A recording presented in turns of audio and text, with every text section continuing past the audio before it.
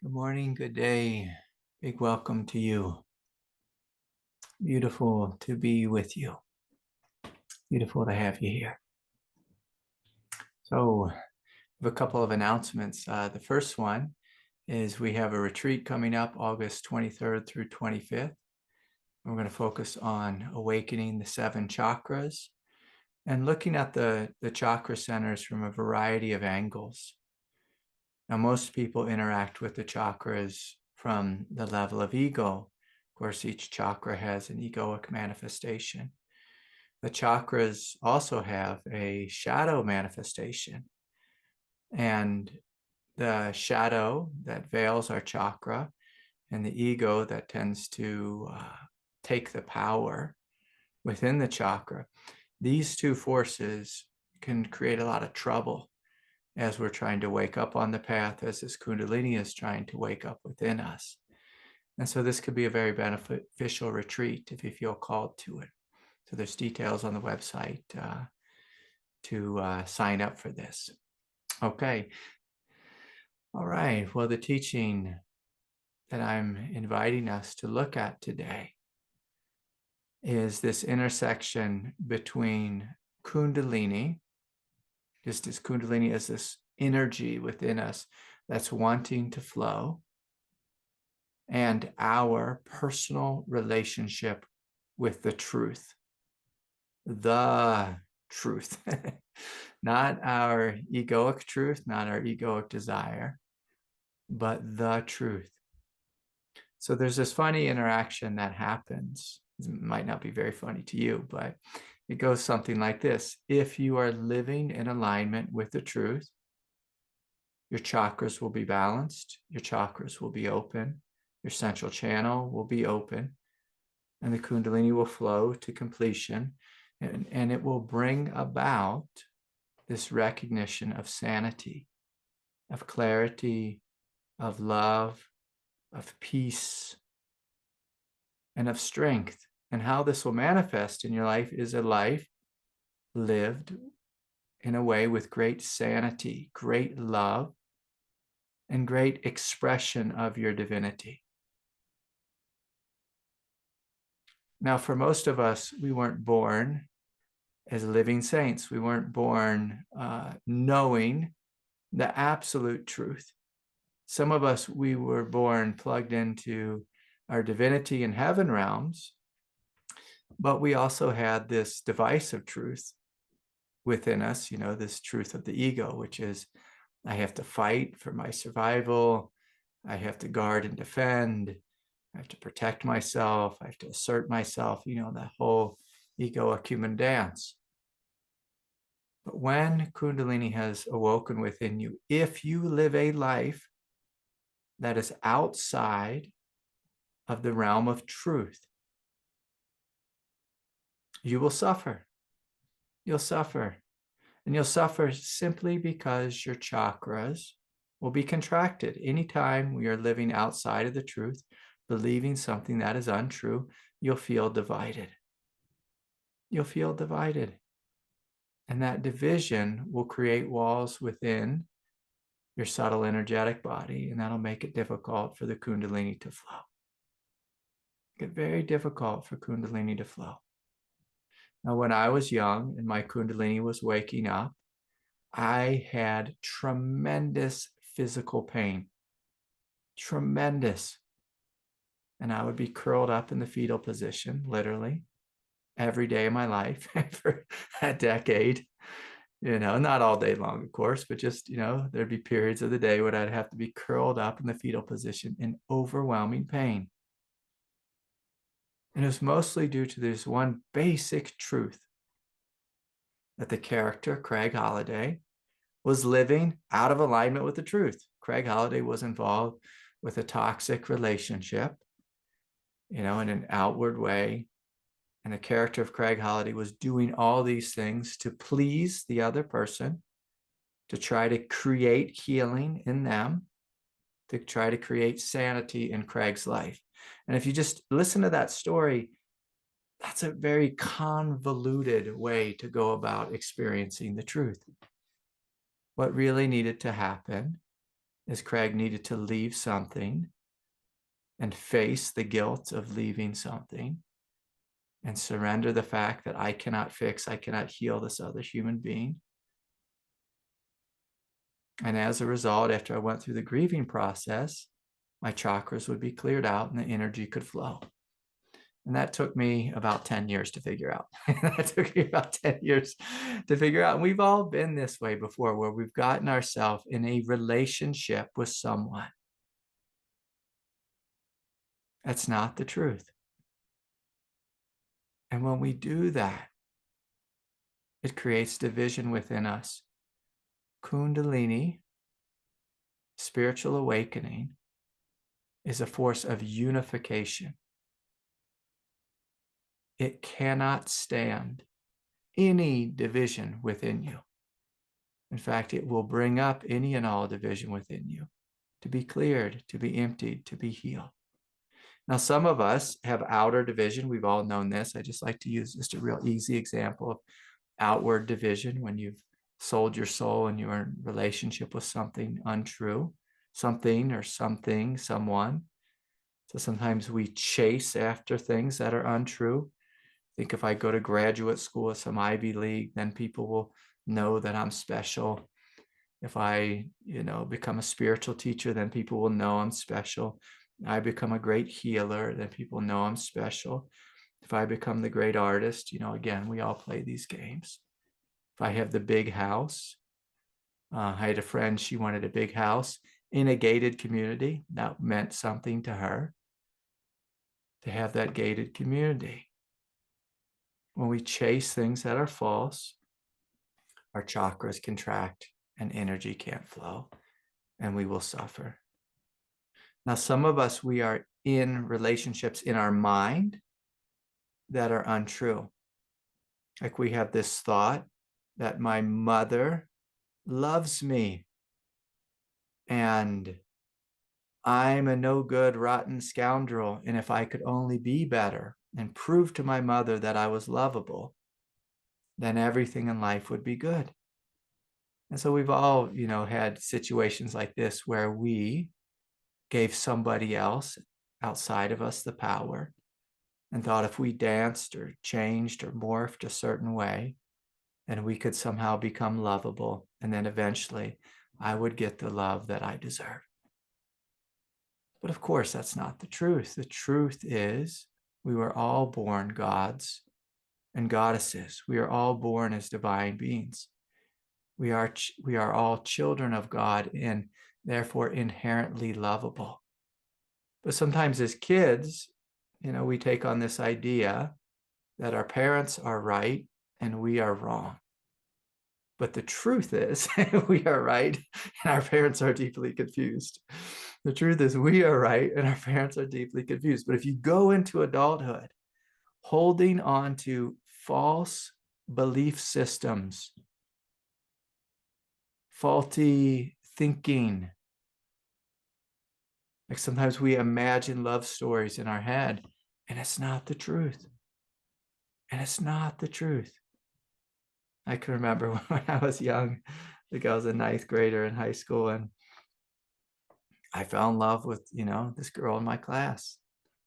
And I thought about her every single day, for like whatever a school year is, 9 months, and, she wasn't thinking about me. She was thinking about winning at volleyball because she was a volleyball player. Like that's what she was thinking about. But I created this whole story. And the whole time I'm thinking about this story, that I need her to love me, what my life would be like. What I'm doing is I'm abandoning myself. I'm abandoning myself. I'm abandoning my truth. I'm abandoning the glory that is here. And if I take my glory outside of me and I project it upon some girl in my freshman English class, I'm going to suffer because I take my light up and out of me and I give it away. I give it away. And in regards to spiritual awakening, in regards to Kundalini Shakti, in regards to your relationship with God, your recognition that you are God. When we live a life of falsehood, we will suffer inwardly and outwardly. When we walk a path of untruth, our life will fall apart, and it is supposed to fall apart. We are supposed to fail when we follow things that aren't the truth. But there's this beautiful thing that happens when we do follow the truth. We get our power back. We recognize that we are love. Not that we need love, but that we are love. That we are love. When we stop giving our truth away and get lost in all these crazy thoughts of chasing and grasping, and we realize that peace is here now, it's only then we will have freedom.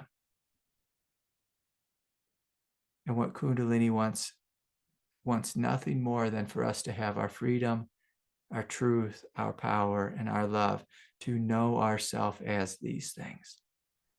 And if we choose as a human being to say no to the truth and yes to the untruth, there's just a basic thing that happens. We'll suffer. Our life will be a disaster. A disaster. And some people chase after disasters. I've chased after disasters. Chase and chase and chase and try to make it right, try to make it right, try to fix it, try to sort it. Argue for this idea that love is outside of me. How many of us have done this? Argued and said, love is outside of me. It's over there. It's not in me. It's over there. And when we play that game, when we dance that dance, you should expect your heart to close, your mind to crack, and for yourself to feel powerless. But I'm going to invite us to do something different now, to see the opposite journey of that.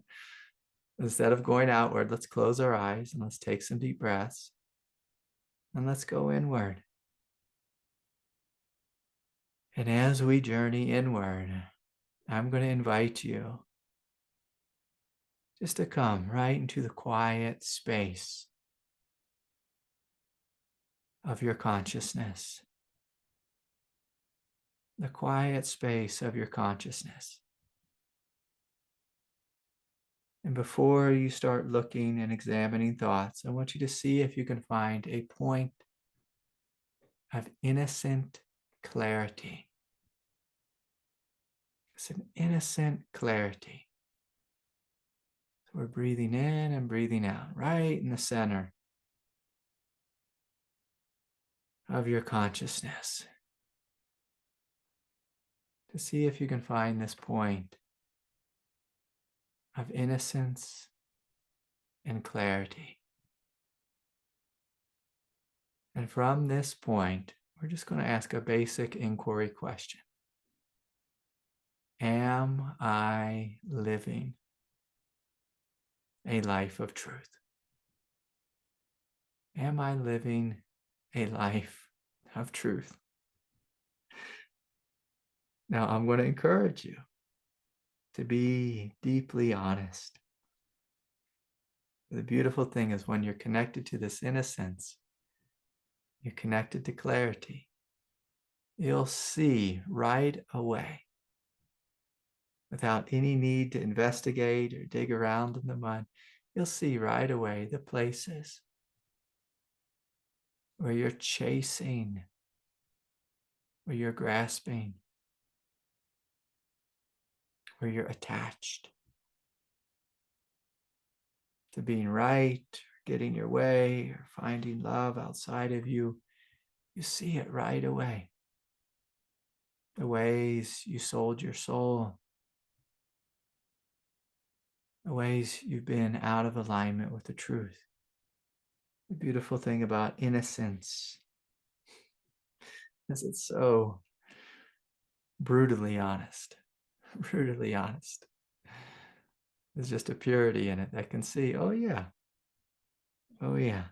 I've been listening to too much news. I've been giving my power away to political pundits. I've been giving my power away to the past. I've been giving my power away to this thought that I'm not good enough, a belief that I'm not good enough. I've been giving my power away to this thought that mother should be different than how she is. And so I want you to see all the ways that you have lied to yourself. I'm not even caring about how you lie to others, but how you've lied to yourself. This idea that love is outside of you. Some of you have ideas that entities have more power than the brilliance of your soul. Some of you have ideas that darkness is greater than the light. And we have to be willing just to first see the untruth. And so we're breathing, we're feeling, and we're honestly looking at the things within us that do not serve us, the things that we've identified with and taken to be our own self. Like sometimes we get confused by the anger that arises within our body. We think we are that anger. We think we are the politics. We think we are the dogma. We think we are the past. We think we are a repetition of our parents, whatever it is. I'm going to invite you to see it. And then to consciously choose to respond with the truth. And sometimes the truth is us unhooking from guilt, or unhooking from shame, unhooking from self-hatred, unhooking from insane stories.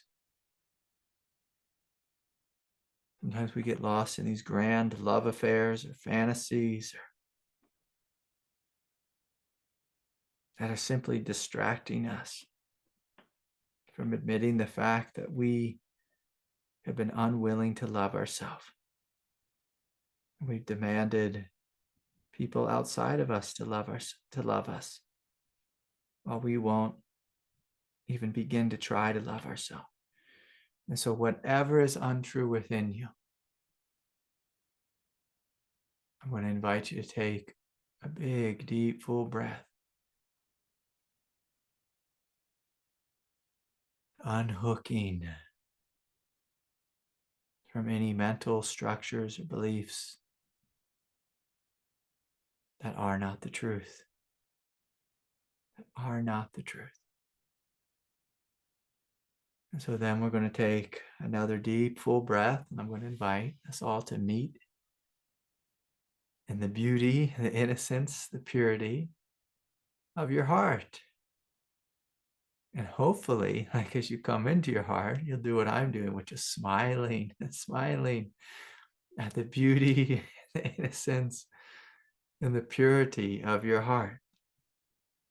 But sometimes when we come into our heart is covered and we don't smile. We feel this wall of disgruntled energy or painful energy or heartbreak or sadness. And I want us to take a deep breath and to see if we can consciously feel and acknowledge and validate the pain, but without going out and getting lost in the story of why or how the pain happened or what the pain is about. And so can we simply acknowledge, oh, if there's hurt here, just acknowledging the hurt. Can we acknowledge that behind the hurt, deeper than the hurt, deeper than the walls around the heart, deeper than the armory, is this quiet, innocent presence of love, which as we come into contact with it, we see that it grows in radiance and fire and light. And as we fully open to our heart, we see our heart is this immense, raging fire. It's not actually quiet. It's actually quite huge, quite big. And so will you join me in this radiance and this love of the heart, letting this fire burn up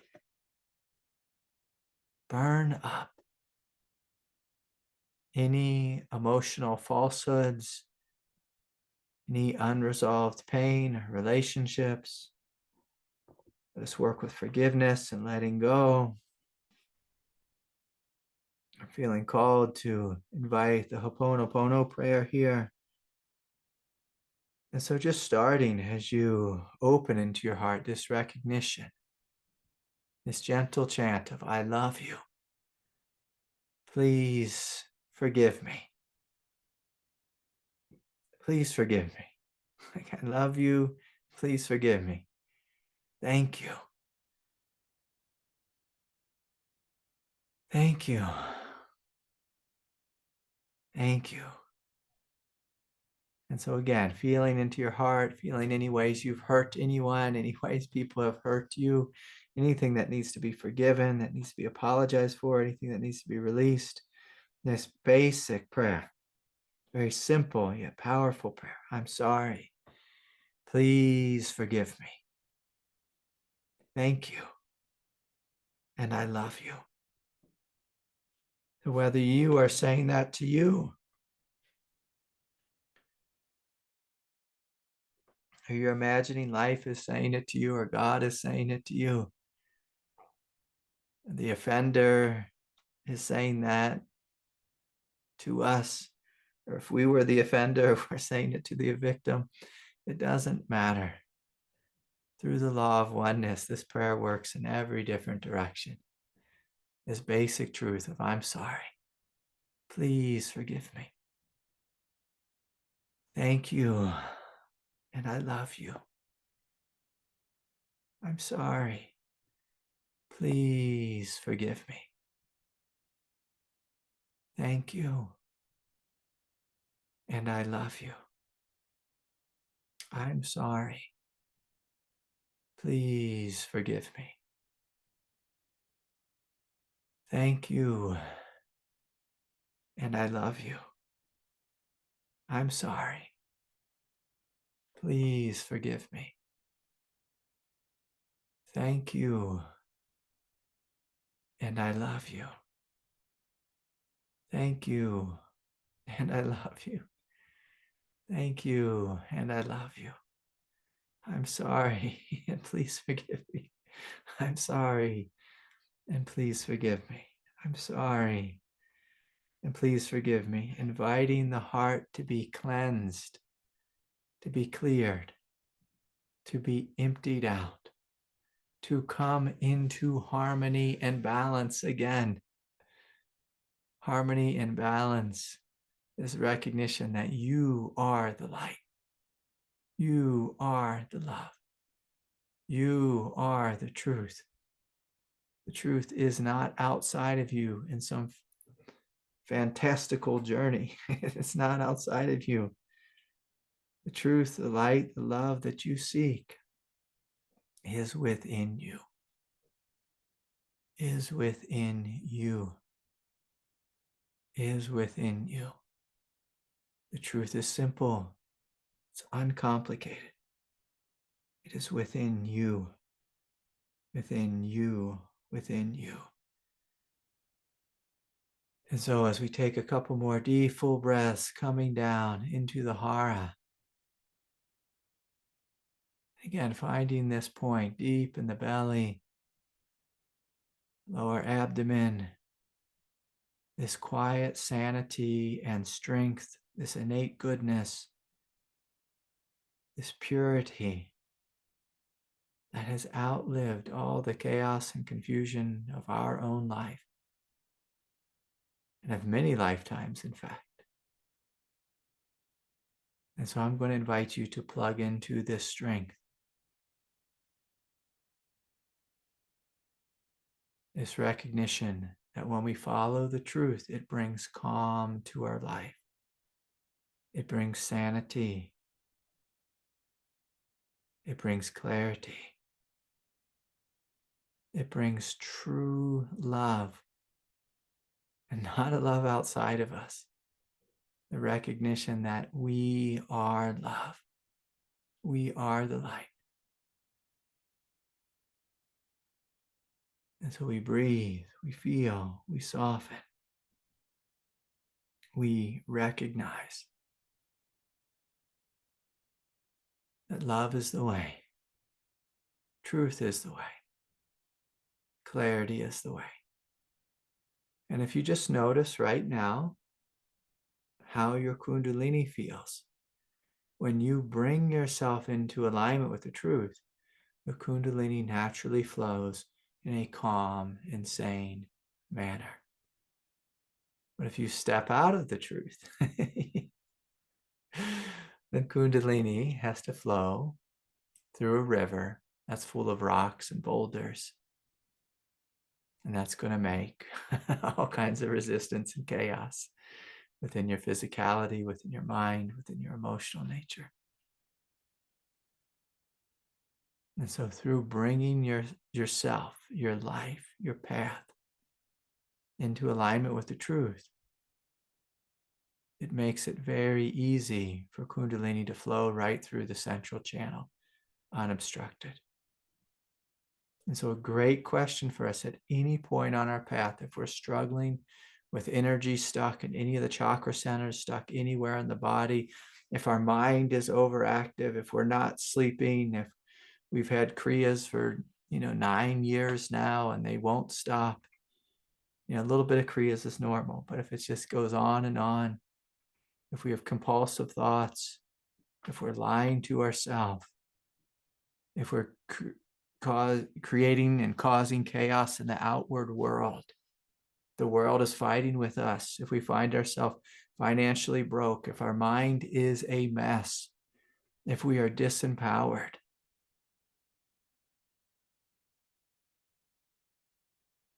it's because we are out of alignment with the truth. Now, our ego psychology would very quickly, automatically, unconsciously like to blame the outward world. And we can play that game if we like. And there may be some truth that people in this world have hurt you. But when we play the blame game, we become powerless and we step out of our divine authority. Kundalini is here to restore you to your power, to your divine authority and providence. But it cannot do this if you walk away from its directive, if you walk away from the truth.